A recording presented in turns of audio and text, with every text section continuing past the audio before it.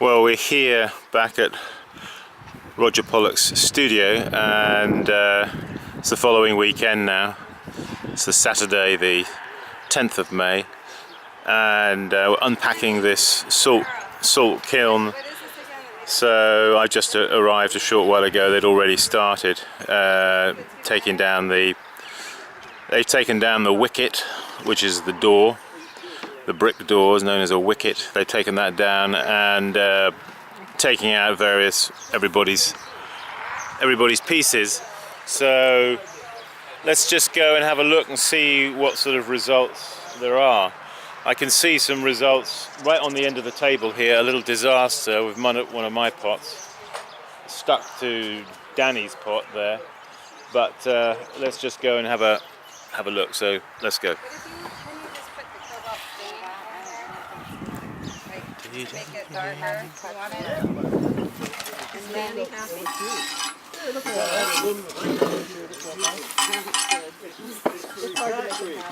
These are really nice, Simon. I like the weight of them and the feel.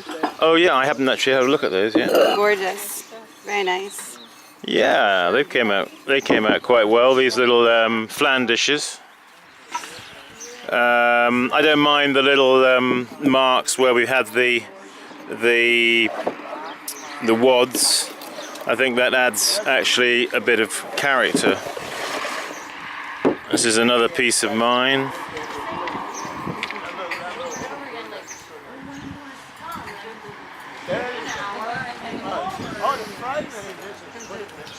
Yeah.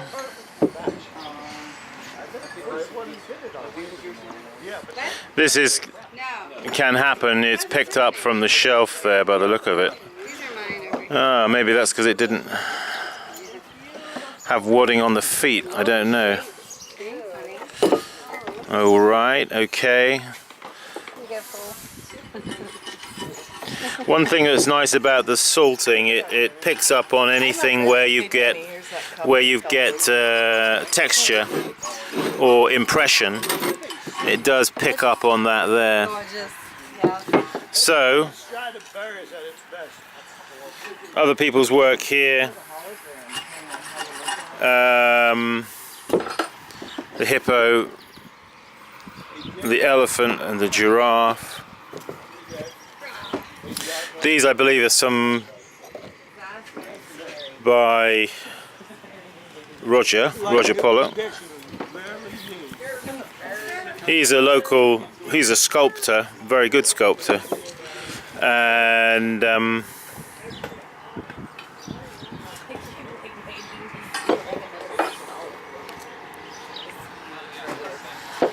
so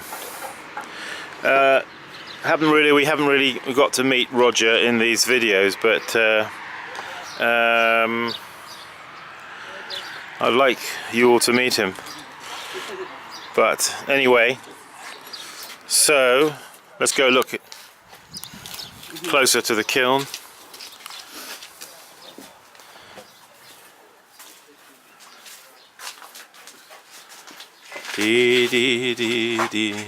Of course, it's so important that everything is wadded up. Now there we can see the disaster on that shelf. You see there.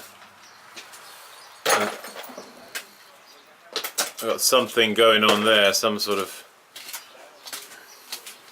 Occasionally, old shelves they do give out, and a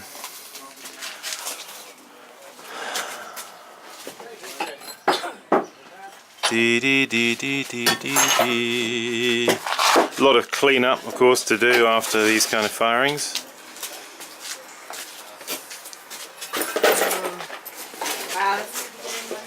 How do you think it is? A good firing?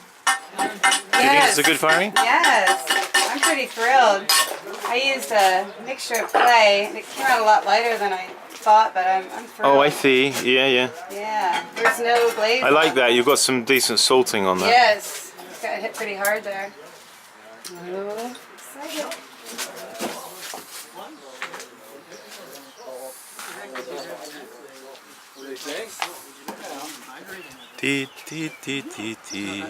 So these are all done now. I like this one. See, here you have an example of heavy salting here on the side of this bowl, which I quite like actually. I like a bit of, I wouldn't mind if it was a bit heavier.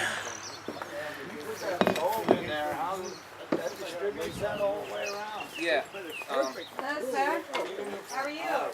It does fairly uniform. This is Danny Stanton's work here.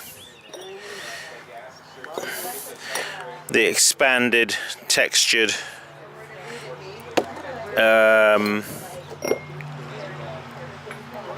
interesting.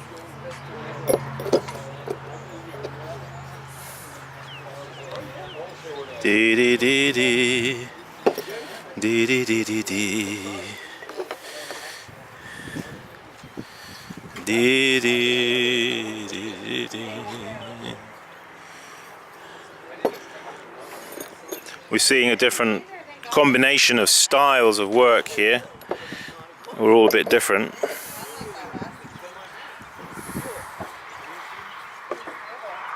It's kind of interesting.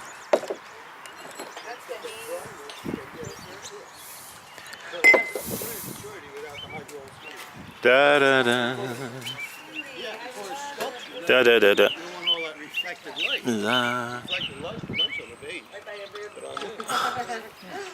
They're kind of cute, aren't they? These I don't know if they're polar bears.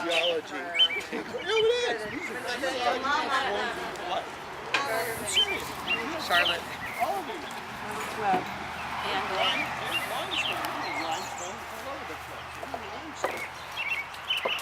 Oh, there's Roger over there. Roger, I was looking at some of your work. Were you pleased with those mugs and the designs that you were getting? Yeah, I like the lighter look in salt. You do, yeah, the lighter look. Just enough flux in the clay to highlight the texture. That's what I like about the salt. But I was pleased. I had a few darker clays there. Yeah. And I sort of mix and match to highlight, get some color contrast by having the applique sculpture of a different clay. And I work it both ways. Yep. Light on dark, dark on light. Yeah. And these again are all experimental from hand-dug clays. Right, from local hand-dug clays? Yes. They're probably in this firing there are maybe 5 or 6 different geologic formations represented. And again, all test pieces. That's why the salt kill is the perfect venue for me to experiment. And I am a geologist, so... That's right. I should have said that Roger's not only a sculptor, he's a geologist, and is well up on all of the local clays and everything. Simon, I'm willing to take you out and show you all my secret clays. Well, that's very generous of you. I do appreciate that. I would like to do that with you at some point. And I'm constantly discovering new clays because I'm still practicing geologist, and we drill holes into the earth, mainly for water wells, but I find clay in the drill holes and then I follow it out to the outcrop. Right. And dig a 5-gallon bucket of it, bring it back, put it through the salt kill, and I can usually make some guesses about what other clays to mix it with. Right. I see how it fires in the initial salt fire. Yeah, I was very pleased with the color contrast that I got and the accentuating of texture by the salt. Right. Because the outside of the pot is unglazed. All the glazing. I get a similar when I spray wood ash over the outside of my pots, some of them, and I do get a similar sort of effect. It's just from my fireplace wood ash, and it's very good also just for texture and exemplifying the textural qualities of the, especially like clay that's been impressed in any kind, in any way, you know. That's a good technique. And outside of having the salt kill, wood kill, wood ash is a perfect solution to that. Yeah. Hey Roger, thanks for that. Yep, you're welcome. I'll catch you later. Okay.